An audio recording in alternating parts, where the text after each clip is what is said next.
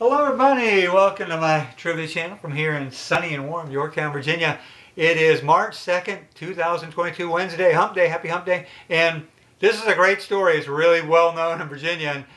And the guy and his fiance that happened to were Air Force, and we were in Air Force, my dad was Air Force, so we all knew this story. But it took place, and it sounds legitimate, it really does. I mean, you never know, but it took place October 19th, 1970. So going on 52 years, wow. And October 19th, by the way, is Yorktown Day. We have a nice little small town parade here if you ever get a chance to come. But so let me paint the scenario. So October 19th, 1970, and it was Air Force Academy cadet, and his name was Robert Bennett, Bob Bennett, and his fiance.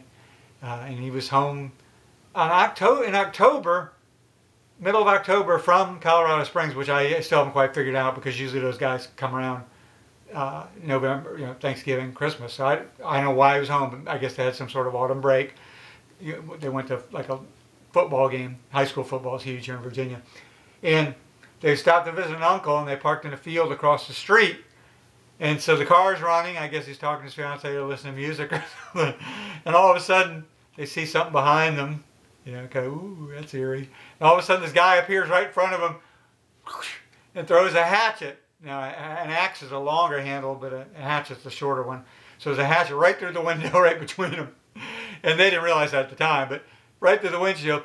And he's got bunny ears on. According to Mr. Bennett, it was bunny ears and a bunny costume. According to his fiance, this is interesting. She said he had one of those pointed church like conical caps to go with his outfit. So that's a big difference, but there was a lot of stress, right? So maybe he had the cap and the bunny ears too, but who knows, this guy. So anyway, he said, "Get out of here, you're trespassing." And so they said, "You're sure?" They got out of there. So they went to the police station to report, and this is my favorite part of the whole story. So they go to the police station, and the police listen to the story. And this is an Air Force cadet, and I like to believe most of those guys are honest. I know there's always a few bad soldiers, but most of them I think are honorable guys. But the police, I don't think, believe the story, because they said okay, and they hand them the hatchet back and said thank you. It cracks me up, because if they thought it was real, they would have kept it as evidence, right? So that cracks me up. But this guy's an Air Force cadet. But anyway, so 10 days later now, October 29th, 2 days before Halloween, October 29th, 1970. By the way, isn't that the date in the famous Halloween movie when they show it on the screen? That might be the actual date. I'll have to go back and check that. But October 20th, 1970, a security guard by the name, I think his name, Paul Phillips. He's working security in like a housing area where there's construction. So you know how sometimes a neighborhood's got some houses that are finished and some that aren't done yet, that kind of thing. Those are always fun to go around in. I remember when ours was like that. We'd go inside the houses. But so he's going through doing his rounds, and he sees the guy in a bunny suit just sitting on the porch playing with the hatchet. No, an axe, which is the longer one, the longer handle one. So right there, you're kind of like, okay, I'm going to approach real slowly. So he goes up to this guy, and the guy says, "Get back! What are you doing? This is private property. You're trespassing," which is what he said to the other couple, by the way. So I guess the guy, Bunnyman, thought he owned everything. And the guy said, "Hey, I work here. I'm security." He said, "Come any closer, I'll cut your head off." And the guy said, at that point, the guy said, "It's your house. You're the owner," which is exactly what I would say. Enjoy your home.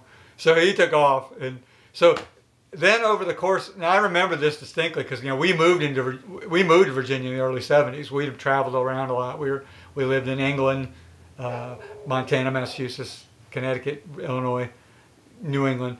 I mean, we lived everywhere. So when we got to Virginia, it's like warm weather. We love it. But I remember this story was everywhere among Air Force people. We all talked about it all the time. And so everybody had their own version. And these versions were in the Washington Post, and all these different versions came out, and it just got out of control. But one story was that he ate somebody's cat that got loose, which is, I'm an animal lover, so that's kind of horrible. But I wouldn't have put it by this guy. So, but the story goes now, by the way, supposedly around that time, one of the mental hospitals in the state had closed, and they transferred prisoners. and the guy got loose. And supposedly that story has been confirmed.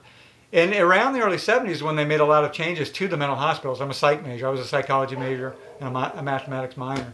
So the story does seem to hold true, that it was actually a prison inmate. They said he was young, though. They described him as like 20 years old, the people that saw him. But, you know, the story about a prisoner actually escaping supposedly happened. So then he goes out and lives in the woods. It could happen. It could happen. So anyway, that's it. There were 3 movies, 2011, 14, and 17. I haven't seen them. I heard they weren't great. And I don't think they followed this story very closely. I think it just more or less the guy had a bunny suit. But I don't think it followed the original 2 great stories quite as well. But that's it. Love urban legends. I imagine the Bunnyman now, well, he would be 72 or so if he's still alive. And eventually they stopped happening, so I don't know. Maybe he was out in the woods, got eaten by a coyote or something. I don't know. So maybe a giant bunny ate him. Well, that's it. We'll see you for the next trivia question. No trivia question today. Bye.